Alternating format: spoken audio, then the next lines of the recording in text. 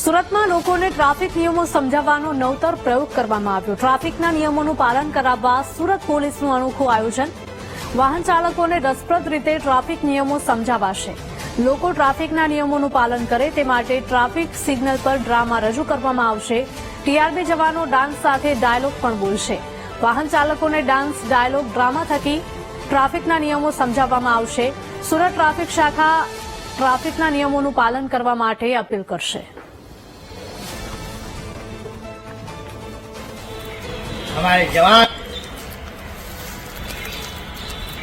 हमारे जवान सूरत के हर चौराहे पर तुम पर नजर बनाए हुए हैं, समझे?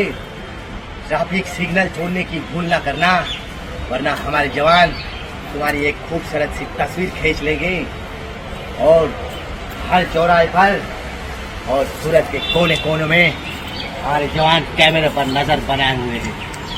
जब तुम्हारे घर पर चालान आएगा, ये तुम्हारी खूबसूरत सी तस्वीर देखकर तुम डर जाओगे कि हमने ये भूल कहाँ की, समझे?